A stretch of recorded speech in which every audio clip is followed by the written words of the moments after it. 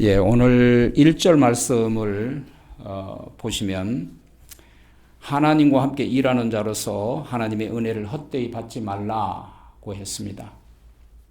하나님께 일하는 자는 누구일까요? 바울과 함께 일하는 고린도 교인들이겠죠. 여러분은 저와 함께 일하는 사람들입니다. 믿으십니까? 그럼 무엇을 위하여? 그리스도의 복음을 위하여 함께 일하는 자들, 그리스도의 복음을 위하여 함께 일하는 자들은 하나님의 은혜를 헛되이 받지 말라고 하십니다. 하나님의 은혜를 공허한 것으로 만들지 말라는 이야기입니다. 그리스도께서 모든 사람을 구원하기 위하여 죽으셨습니다. 모든 사람을 위하여 자기 몸을 바쳤지만 그것을 믿음으로 영접하고 받아들이는 사람에게만 효력이 있습니다. 모든 저주와 죄악과 허물과 죄악과 심판과 모든 사망과 이걸 다 대신 지시고 말할 수 없는 고난과 핍박과 채찍질 당하심과 십자가에 달려 죽기까지 마지막 남은 물 한 방울 피 한 방울까지 우리를 위하여 다 쏟아주셨습니다.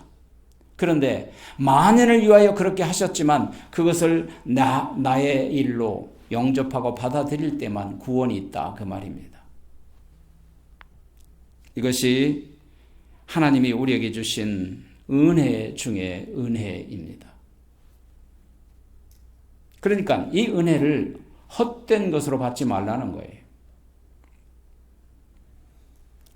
어떻게 하면 하나님의 은혜를 헛된 것으로 받아들이게 될까요?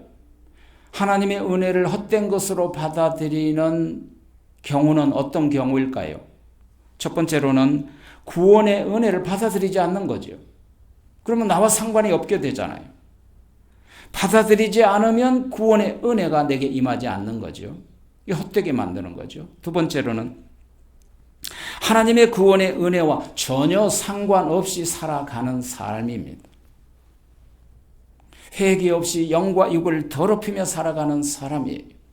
세 번째로는 하나님의 구원의 은혜를 버리고 이단에게 속아 넘어가는 거예요. 이단에 미혹되어 진리의 복음을 떠나는 일입니다. 그것은 주님이 나를 위하여 이루어주신 그 구원의 놀라운 은혜를 헛되게 하는 사람이죠. 네 번째로는 그리스도를 배교하는 것입니다. 하나님이 친히 인간이 되셔서 이 땅에 오셔서 우리를 위하여 저 십자가상에서 자기 몸을 바쳐서 우리를 구원해 주었음에도 불구하고 만일에 우리가 예수님을 배반한다면 그 종말이 어떻겠습니까? 그렇다면 왜 우리는 하나님의 은혜를 헛되게 살아서는 안 될까요? 오늘 보면 2절에서 말씀하십니다. 2절에 보면 내가 은혜 베풀 때 너를 듣고 구원의 날에 너를 도우셨기 때문입니다. 이 말씀은 사실상 이사야서 49장 8절의 말씀을 인용한 말씀입니다. 과거 이스라엘 백성들에 대한 경우를 예로 들어서 우리에게 지금 말씀해 주시는 거예요. 이스라엘 백성들이 하나님의 구원의 은혜를 밥 먹듯이 배반했어요. 여러분 잘 아시죠? 그들은 용서받고 용서구하고 용서받고 용서구하고 죄짓고 교만하고 하나님을 배반하는 삶을 다람쥐 쳇바퀴 돌듯이 지속적으로 살아갔습니다. 그래서 이스라엘 백성들이 70년 동안 바벨론의 포로 생활에 고난을 당하게 된 거예요. 여러분 70년간의 긴 세월은 하나님의 버림을 당하던 순간이었습니다. 너무나도 길었습니다. 하나님은 오래 참으시지만 영원히 참지는 않으십니다. 그렇지만 70년 동안 너무나도 힘이 들어서 이스라엘 백성들이 울고 불고 회개하고 통곡하고 하나님 앞에 매달리는 그들의 부르짖음과 기도 소리를 하나님이 들으시고 그들을 불쌍히 여기셔서 선지자 이사야에게 말씀하시기를 이제 바벨론의 포로 된 이스라엘 백성들에게 이제는 노임을 받고 완전히 회복되리라는 사실을 예언하도록 했습니다. 이스라엘에게 소망을 주신 거예요. 왜? 하나님은 소망의 하나님이세요. 그리고 약속대로 70년의 포로 생활에서 노임을 받고 해방을 맞이하고 자유를 얻게 되었던 거죠. 자, 오늘 본문은 과거에 있었던 이런 하나님의 백성들의 경우를 오늘 이 시대, 복음 시대에 적용하고 있는 것입니다. 이제 하나님의 은혜로 인간을 구원하실 때가 도래했음을 알려주고 싶으신 거예요. 잠자고 있지 말아라. 과거의 예를 들어서 우리에게 깨우시려 하는 거예요. 마지막 때의 긴급성을 강조하고 있습니다. 이제 주님께서 곧 재림하실 것입니다. 그래서 말씀하십니다. 보라, 지금은 은혜 받을 만한 때요. 보라, 지금은 구원의 날이로다. 바로 그 전에 2절에서 그렇게 말씀하셨잖아요. 구원의 날이 다가옵니다. 그 말은 완전한 구원의 날을 의미하는 거예요. 이 날은 더 이상 여러분 회개의 기회, 구원의 기회가 더 이상 그 후로는 주어지지 않습니다. 그래서 무서운 거예요. 예수님의 재림은 예수님께서 친히 이 땅에 계실 때 말씀하셨던 것처럼 누가복음 12장 40절에서 생각지 않는 때에, 데살로니가전서 5장 2절에서 도적같이 임할 거라고 친히 말씀하셨어요. 예수님이 그렇게 임하시겠다고요. 이제는 결단의 때가 되었습니다. 하나님의 은혜를 받아들이고 살든지 아니면 하나님의 은혜를 헛되게 받고 헛되게 여기고 살든지 둘 중에 하나를 선택하셔야 합니다. 자기의 삶을 책임져야 하는 날이 이제 가까이 다가오고 있습니다. 그날에는 그 책임을 여러분 스스로 져야 합니다. 우리가 하나님의 은혜를 헛되이 하지 않으려면, 그렇다면 어떻게 살아야 할까요? 고난을 이겨야겠죠? 환난을 이기고 참아야 되겠죠? 그리고 이단에 빠지지 말아야겠죠? 그리고 받은 은혜를 결코 헛되이 여기지 말아야겠죠? 이 말씀을 바로 오늘 본문 3절에서 10절까지 우리에게 가르쳐주고 있는 것입니다. 첫 번째로 가장 지혜로운 사람이 누굴까요? 가장 지혜로운 사람은 영적인 무기를 가진 사람이에요. 보이지 않는 걸 가진 사람이 무서운 거예요. 오늘 보면 5절에 보니까 매맞고 갇히고 난동과 수고로움과 자지 못하고 먹지 못한 가운데서도 그랬어요. 바울이 복음을 전하면서 당하는 그 고난을 쭉 열거하는 거예요. 3절에서 10절까지. 여러분, 매맞음이라는 게 뭐예요? 엉덩이 태장을 40에 하나 감은 39대를 맞는 게 태장이에요. 그런데 고린도후서 11장 25절에 보면 사도 바울이 복음을 전하면서 이 태장을 3번씩이나 맞았어요. 찢기고 상했죠. 갇힘도 수없이 감옥에 갇혔어요. 잠을 자지 못했다 그래요. 여러분, 잠자지 못한 것처럼 힘든 일이 없어요. 저도 이런 생각 저런 생각으로 잠을 이루지 못할 때 꼬박 셀 때 얼마나 힘든지 몰라요. 난동은 뭐예요? 사도 바울이 복음을 전하는 것마다 유태인들이 떼거지로 몰려와서 예루살렘으로 쫓아와서 가는 곳마다 복음을 전하지 못하도록 난동을 부렸잖아요. 말할 수 없는 수고로움을 견뎠다. 전도하다가 3번이나 배가 파손되어서 일주일 동안 깊음 가운데 지내야만 했었죠. 그럼에도 불구하고 사도 바울이 이런 고난을 이길 수 있었던 능력이 무엇이었을까요? 그것을 오늘 우리에게 알려주시는 거예요. 오늘 보면 6절에 보면 고린도후서 6장 6절에 보면 깨끗함과 지식과 오래 참음과 자비함과 성령의 감화와 거짓 없는 사랑 등등. 여기서 깨끗하면 영적인 순결입니다. 여러분, 순결이 능력이에요. 순결한 사람 앞에는 눈을 마주 보기가 힘들어질 정도로 능력이 있습니다. 두 마음을 품지 않는 것, 그것이 깨끗함입니다. 그래서 올바른 행실을 살아가는 거죠. 예수님께서 제자들을 세상에 파송하실 때 놀라운 지혜를 주셨잖아요. 마태복음 10장 16절에 보면 보라, 내가 너희를 보냄이 이리 가운데 양을 보냄과 같도다. 그러므로 너희는 뱀같이 지혜롭고 비둘기같이 순결하라 라고 지침서를 주신 거예요. 비둘기같이 순결하라는 말은 예수 믿는 자답게 일절 깨끗하게 세상에 약점 잡히지 말라는 거예요. 깨끗함이라는 것은 책 잡을 일이 없는 거예요. 오래 참는다는 말은 영어로 long suffering. 그 말은 고통을 말없이 오래도록 견딘다는 뜻이에요. 예수님처럼. 그럼 뱀같이 지혜롭다는 말은 뭐냐면 고통을 당해도 떠들지 않고 말없이 때를 기다리는 거예요. 때를 쫙 기다리는 거예요. 이 뱀의 소리 없이 기다리는 거죠. 자비라는 건 뭐냐면 자신을 괴롭히고 고통 주는 사람을 도리어 하나님의 자비의 마음으로 대해 주는 거예요. 이게 뭐예요? 능력이라니까요. 아무나 그렇게 할 수 없다니까요. 그리고 그들을 도리어 불쌍한 눈으로 바라보아요. 저한테, 여러분한테 해코지하는 사람에게 불쌍한 마음이 가지면 용서가 됩니다. 이게 능력입니다. 성령의 감화는 성령의 감동으로 충만해서 고난이 와도 그 고난을 기쁨으로 느끼는 거예요. 고난을 기쁨으로 이기는 것. 이게 뭐예요? 성령의 감화 감동이죠.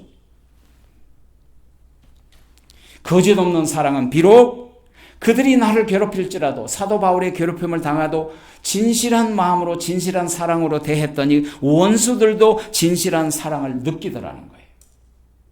이게 뭐예요? 능력이에요. 아무나 그렇게 할 수 없는 거예요.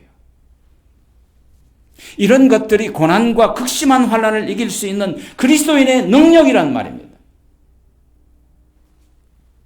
특히 그리스도인들에게 이런 고난을 이길 수 있는 더욱 강한 영적인 무기 두 개를 오늘 두 가지를 우리에게 소개해주고 있어요. 그게 뭐냐면 7절이에요.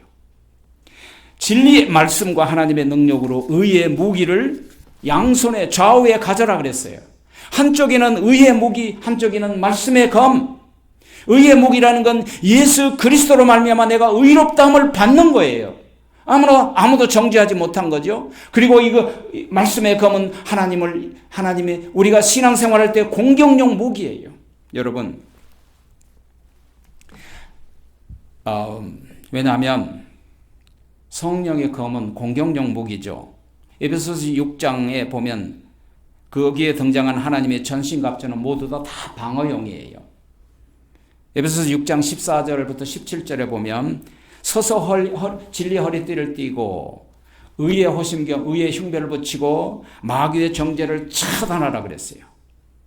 평안의 복음에 예비한 것으로 신을 신고 모든 것 위에 믿음의 방패를 가지고 이로써 능히 악한 자의 모든 불화살을 소멸하고. 여러분, 불화살은 누가 나에게 쏘아붙이는 악한 말, 이게 불화살이에요. 어떤 사람 보면 그것 때문에 푹 맞아가지고 그 다음날 교회 안 와. 왜 그러냐 그러면 누구 무슨 말 해서 내가 상처받아. 이게 불화살을 맞은 거예요. 그럼 맞지 말고 여러분의 믿음의 방패로 탁 쳐서 물리칠 수 있기를 바랍니다. 그 다음에 구원의 투구 성령의 검, 그것도 하나님의 말씀을 가져라. 그리고 무시로 성령 안에서 기도하라 그랬잖아요. 여러분, 허리띠는 준비태세예요. 허리띠가 없어 보세요. 여러분, 아무 데도 못 가죠. 의의 호심경은, 의의 흉배는 하나님의 의롭게 되었다는 증표예요. 마치 운동선수들이 가슴에 넘버링을 달잖아요. 넘버를 달고 그 사람은 그 넘버는 그 사람의 아이덴티티예요. 다시 말하면 의의 흉배는 하나님이 너는 의롭다라고 증표로 주셨다라는 거예요.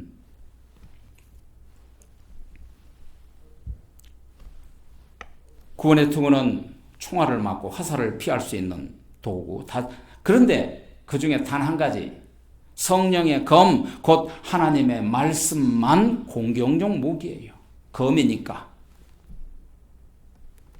그러니까 하나님의 말씀은 마귀를 공격하는 무기, 우리에게 주신 거예요.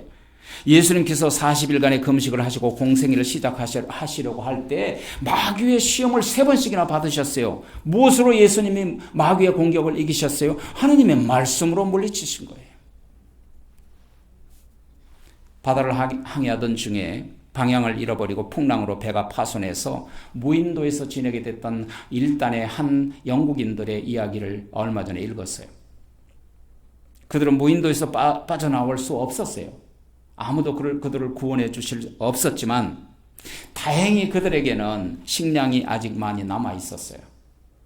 곡물과 씨앗과 훌륭한 아주 기름진 땅과 그리고 따뜻한 햇볕이 있었죠. 그래서 그들은 필요한 것들을 가지고 자급자족하면서 당장은 크게 위협을 느끼지 않았죠. 그러던 어느 날 모두들 그 섬에서 열심히 밭을 가꾸다가 밭대기 안에서 뜻밖의 엄청난 금광을 발견한 거예요. 뜻밖에 나타난 황금 노다지에 정신이 팔려서 농사일은 저버리고 모두들 금을 파기 시작한 거예요. 그러다가 몇 달이 지나갔어요. 그들은 갑자기 무인 고도에서 황금 부자들이 다 됐어요. 집집마다 황금을 쌓아놓고 있었어요. 그러나 그들은 식량이 거의 다 떨어지고 있다는 사실을 깨닫지 못한 거예요. 드디어 가을은 가고 추운 겨울이 와서 먹을 게 없어진 거예요. 그래서 저들은 많은 황금이 있었지만 그들에게 아무런 소용이 없게 됐다 그 말이에요. 그들은 급히 밭으로 나가서 고랑을 파고 땅을 일궈서 씨를 뿌리기 시작했어요. 그러나 얼어붙은 추운 땅에 싹이 날 리가 없었죠. Too late. 바로 이것이 오늘날 현대인들의 모습이 아닐까요? 사람들은 부자가 되기 위해서 돈을 벌려고 전 인생을 몽땅 다 투자해서 승부를 걸어요. 그래서 자기에게 있는 모든 정욕과 시간과 모든 재능을 다 바칩니다. 일주일 내내 쉬지 않고 죽어라 일만 하다가 주름 잡힌 노인이 되어서 돈을 모았지만 써보지도 못하고 주름 잡힌 노인으로 마지막 인생으로 마감하는 분들이 얼마나 많습니까? 아무도 저들에게 빛나는 황금 보물이 있었음에도 불구하고 모아둔 그 많은 돈이 지나가 버린 자신의 인생에 비해서 아무 소용이 없게 된 것처럼 우리가 그렇게 살아서는 안 되지 않을까요? 두 번째, 가장 강한 사람은 누굴까요? 가장 강한 사람은 하나님 편에 있는 사람이에요. 인간은 누구든지 지고 싶지 않죠. 싸움에서 이기고 싶죠. 누구든지 강한 사람이 되고 싶고 이기고 싶은 심령이 누구에게나 있습니다. 날마다 자기 자신과의 싸움을 우리는 한없이 하잖아요. 그럼에도 자신과의 싸움에서 처절하게 져버려요. 또 회개해요. 또 자신과의 싸움에서 또 지고 말아요. 육신이라는 것은 하나님의 뜻과 하나님의 말씀과 정반대로 하기를 원하는 거예요. 여러분의 육신은 크리스찬들은 하나님의 우리의 육신의 욕심을 이기려는 싸움이 언제든지 끝나지 않아요. 우리가 이 땅 떠날 때까지 그 싸움은 지속하고 있는 거예요. 이래야 될까 저래야 될까 하면서 또 지는 거예요. 오늘 보면 고린도서 6장 9절에 보니까 이런 말씀이 있어요. 무명한 자 같으나 유명한 자여 죽은 자 같으나 보라 우리가 살아있고 징계를 받은 자 같으나 죽임을 당치 아니하고. 무슨 말이냐면 여기서 무명하다, 이름이 없다, 무명하다는 말은 무시당한다는 뜻이에요. 업신여김을 당한다는 거죠. 사람이 자기 이름을 먹칠당하거나 명예를 더럽힐 때 가장 견디기 힘들어하죠. 사도 바울은 중상모략으로 자기 이름이 더럽혀져서 쓸모없이 무명한 사람이 되었다라는 거예요. 자기 스스로. 그가 본래 유명한 분입니다. 그는 유태인 중에 유태인이고 학자 가말리엘 밑에서 공부했던 율법 최고 가는 학자였고 권력의 중심에 있었던 젊은 사람이었어요. 그럴 때 그렇게 무시당하고 그럴 때 이름이 먹칠당할 때 사람이라는 게 그렇잖아요. 가만두고 싶지 않는 충동을 일으켜요. 그래서 그걸 이기지 못하면 큰 사건을 일으키는 거예요. 잘못하지 않았는데도 불구하고 억울하게 징계를 받고 사형 선고를 받았다면 얼마나 억울하겠어요. 사도 바울은 여러 번 잘못 없이 감옥에 갇혔잖아요. 그렇지만 징계를 받은 자 같으나 그럼에도 불구하고 죽이면 내가 당하지 않았고 지금 살아있다라고 고백하는 거예요. 근데 사도 바울이 어떻게 살아날 수 있었을까요? 자기와의 싸움에서 이겼기 때문이에요. 하나님 말씀대로 유명한 자였지만 무명한 자처럼 죽은 듯이 견디고 엎드려서 기도하며 하나님 편에 그가 서 있었기 때문이에요. 이 승리의, 그것이 사도 바울의 승리의 능력이었어요. 제가 어린 시절에 우리 동네에 위장병을 앓았던 두 아저씨가 계셨는데요. 이분들은 항상 둘이서 맛있는 데만 쫓아다니면서 먹는 식도락가들이었어요. 평소 맛있는 음식을 먹으려고 찾아다니는 이 식도락가 두 사람이 결국 위장병에 걸려서 둘 다 함께 병원에 입원을 했었어요. 근데 이 위장병 환자는 음식을 조절하고 그리고 의사의 지시를 잘 따라야 나아요. 근데 그 환자는 의사의 말에 순종하면서 한 환자는 그 위장병을 치유하면서 내가 먹고 싶어도 참고 내가 다 치유되면 잘 먹을 수 있다라는 그런 믿음을 가지고 소망을 가지고 절제하며 최선을 다했어요. 다시 말하면 자기와의 싸움에서 이겼단 말이에요. 결과 치료가 급속도로 치유됐어요.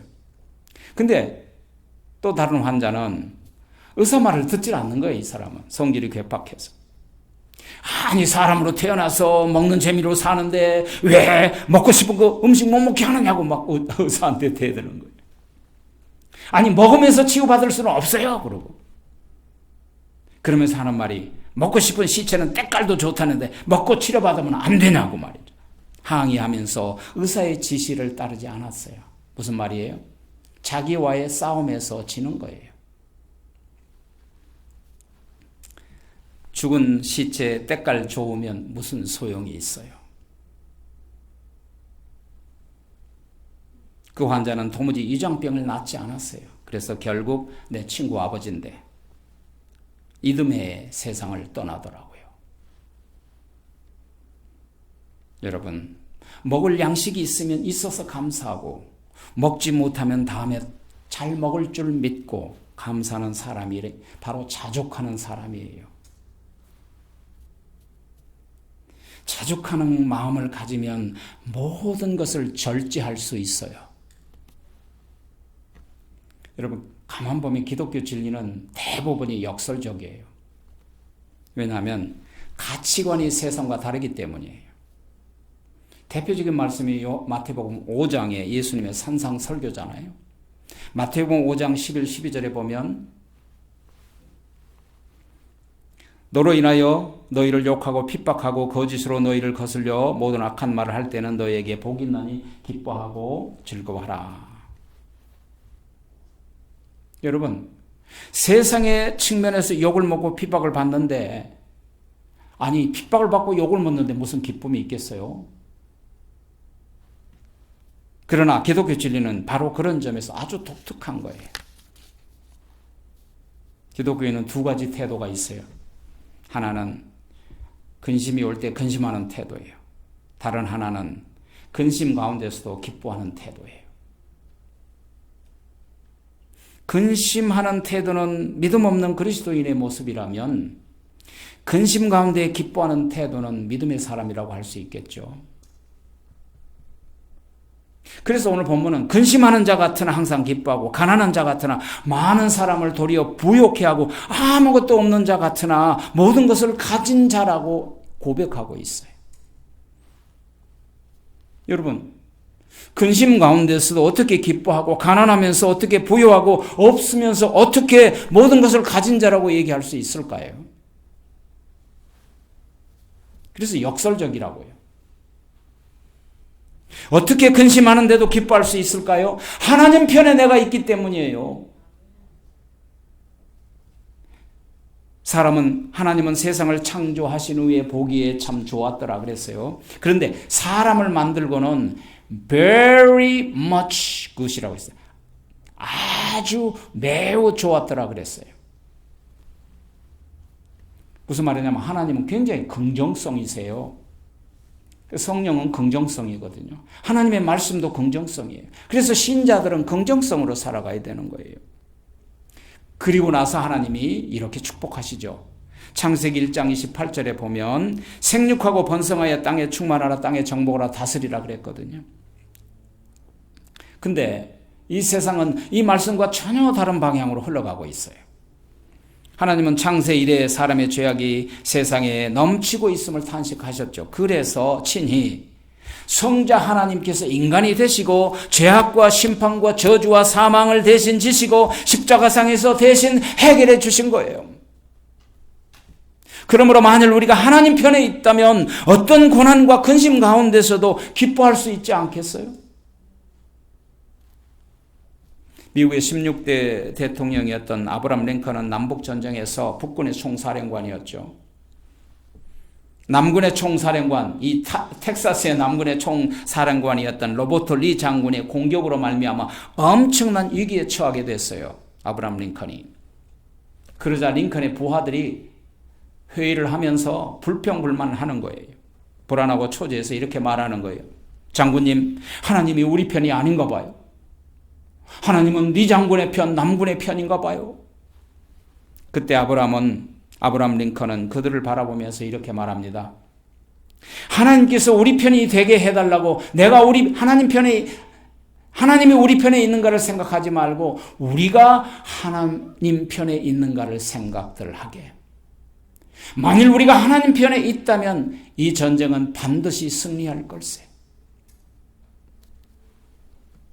그리하여 결국 링컨이 이끈 북군의 승리로 남북 전쟁이 끝나고 오늘 유나이티드 스테이트스 아메리카 미 합중국이 탄생된 것입니다.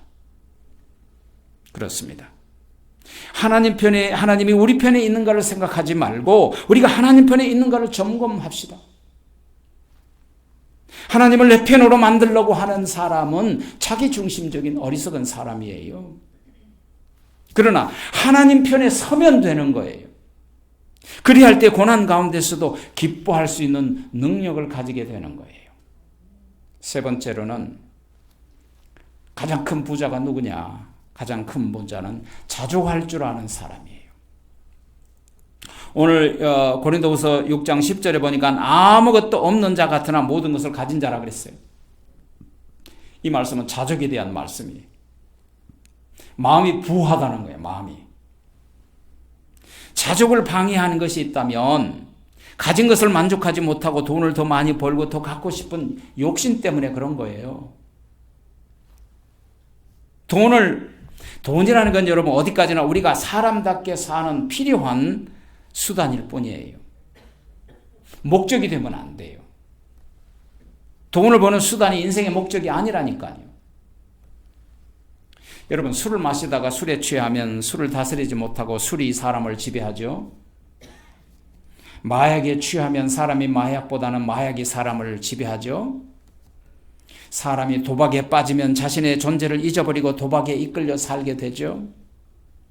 그러니까 돈을 너무 많이 가지면 돈을 지배할 수가 없어서 도리어 돈이 나를 지배하는 거예요.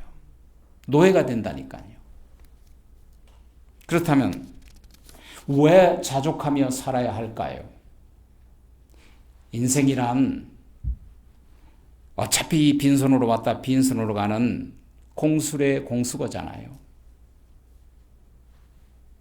나이 30대에 전 세계를 정복하고 더 이상 정복할 곳이 없다며 눈물을 흘렸던 로마의 황제 알렉산더 대왕이 젊은 나이 30세 때 전 세계를 정복하고 왕권을 제대로 누려보지도 못하고 요절했어요.